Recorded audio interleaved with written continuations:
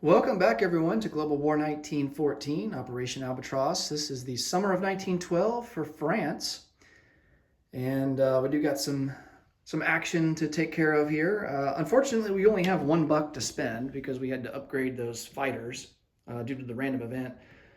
So we are going to spend our $1 on diplomacy. Now, we can't go after Romania. Unfortunately, Austria-Hungary got lucky and was able to move them back to neutral, back a stage. And so when a nation, an opposing nation is successful in diplomacy, the other nation that follows is not allowed to try and roll for that minor nation that moved. So you have to wait till next turn if we want to roll for Romania. Okay, let's go into our technology. So we already have Defense in Depth and Fighter Evolution Stage 2. So we're going to go for Wartime Economy. And then we're also going to add Counter Battery Fire on the board as well. And try and go for that. All right, so Counter Battery Fire need a 6 or higher. Wartime Economy need a 7 or higher.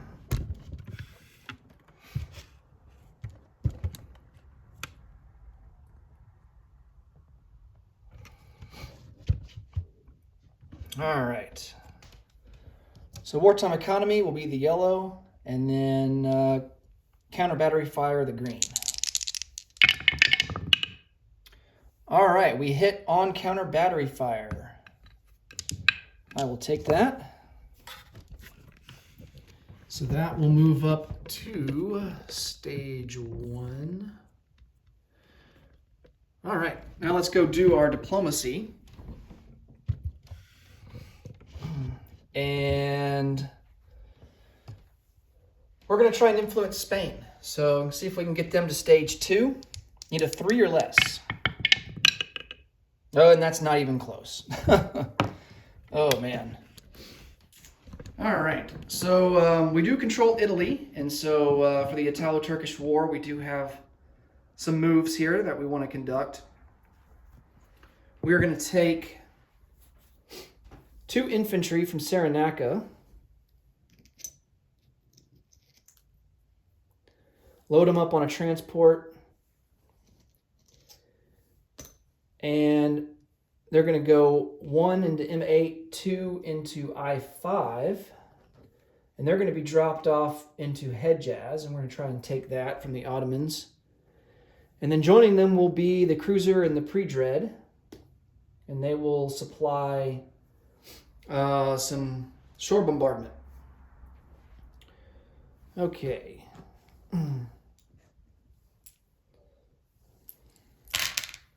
So let's get that on the board.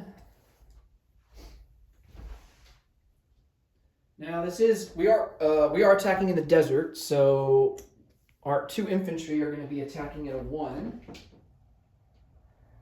And the militia will be defending at a 2. Unfortunately, we're going to have to heavily rely upon our shore bombardment to hit here.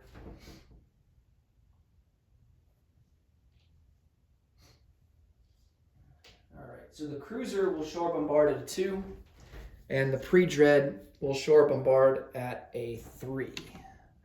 All right.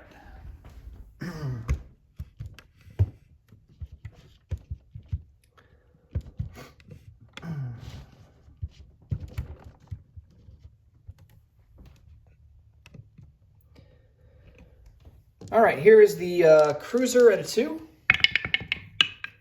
That's a miss. And then the Pre-Dread at a 3. And that's a miss. All right, and we got 2 infantry at a 1. Both misses. And then the Ottoman militia will fire back at a 2. And he misses. All right, we go to round 2. Now, if we go through 3 rounds of combat and there's no resolution, then our infantry have to retreat back into the Red Sea and just stay there. Okay, so round 2. 2 infantry to 1. No luck there. And then he's got his militia at a 2. No luck there. And then the final round, I'm just going to roll them all at once. And there's nothing. All right, so the Ottomans get to retain Hejaz, and our infantry will have to go back out to sea.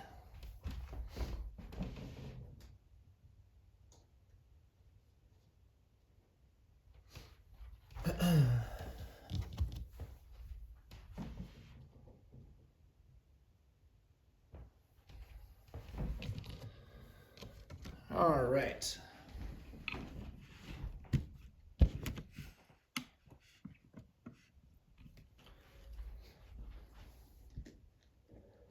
We've got some non-combat moves as well to do. We're going to take 2 coastal subs, move them into the Aegean Sea. That's M7. Now there is the Ottoman fleet there, but we're going to elect not to engage. Submarines are pretty powerful early on in this game because there's really no surface ship that can detect them. I mean, really the only thing that can counter a submarine that chooses not to engage is a seaplane. So we're just going to hang out in M7, and then also we're going to bring these 2 torpedo boat destroyers from M6 down to M4, M8, and then join the fleet there in I5. All right.